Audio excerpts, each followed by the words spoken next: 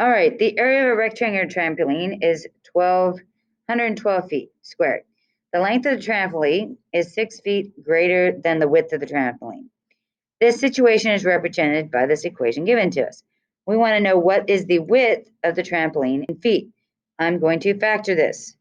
Again, I'm going to go ahead and use my calculator for this. I'm going to go to y equals clear. I'm going to use x instead of w squared plus 6w, 6x minus 112. Second graph. We know our solution. Oops, I need to change my setting. I'm going to change it to 0.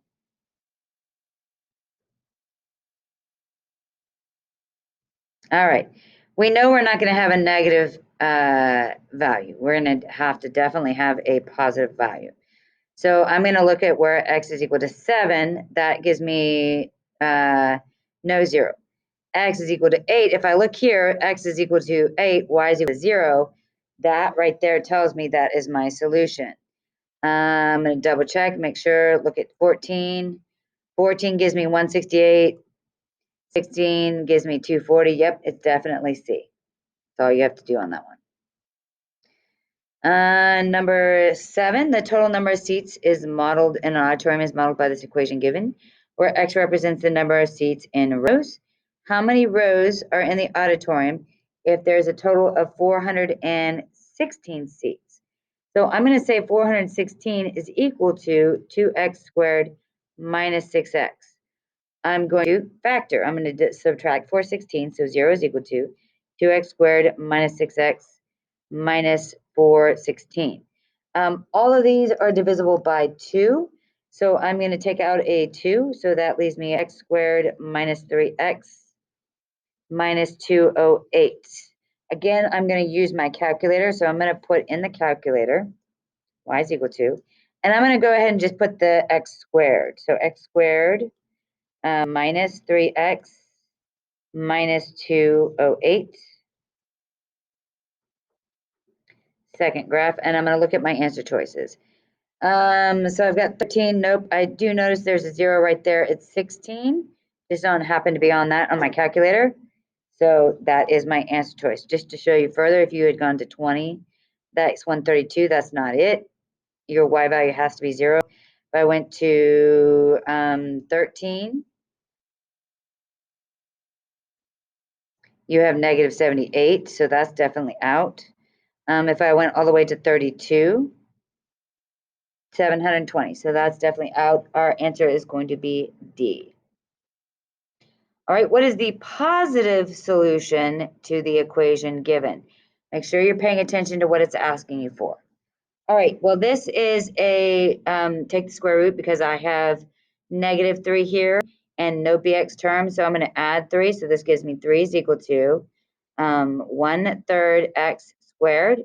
I'm now going to get rid of the 1/3, so that means I'm going to multiply by 3. So 9 is equal to x squared. Take the square root of both sides. X is going to be equal to plus or minus 3. So you're just going to say your answer is 3.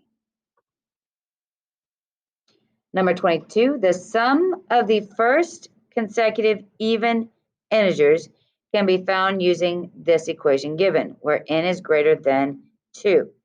What is the value of n when that sum is 156? So I'm going to say 156 is equal to n squared plus n. I'm going to make this equal to 0. So 0 is equal to n squared plus n minus 156. Again, I'm going to use my calculator. I'm going to go to y equals. I'm going to do x squared plus x minus 156. I'm going to go to second graph, and I'm going to look at my list of values. I'm already up here near 39, so let's check 39. Nope. So now we're going to check 26. Nope. Let's check 12. 12 is equal to 0. 12 is our winner, chicken dinner. Just to go further, check number 6. 6 is negative 114. So that is definitely J is our answer choice. What are the solutions to this equation given to us? All right. In order to solve this, I'm going to divide by 2 because I'm going to get rid of that coefficient. So 32 divided by 2 gives me 16. So this becomes x minus 7 squared is equal to 16. Take the square root of both sides. That gives me x minus 7 is equal to plus or minus 4. That eliminates b, that eliminates a. All right, we're going to add 7 to both sides. That gives me x is equal to 7 plus or minus 4. 7 plus 4 is going to give me 11. That is here. And then 7 minus 4 is going to give me 3. So C is our answer. Number 30, we're given this function 0.8t squared miles relationship. The length in feet and pendulum and the period, blah, blah, blah. What is the closest period in seconds for the pendulum when it's 30 feet long? So this is 30 is equal to 0.8t squared. Divide by 0.8. 30 divided by 0.8 gives me 37.5 is equal to t squared. We're going to take the square root of 37.5. That gives me t is equal to 6.123. 6.1 is closer than 6.8. And the last question, what are the solutions to this equation given to us? All of these are divisible by 3. So I'm going to go ahead and divide everything by 3. So this becomes x squared plus 5x is equal to 18 divided by 3 is 6. I'm going to subtract 6. So x squared plus 5x minus 6 is equal to 0.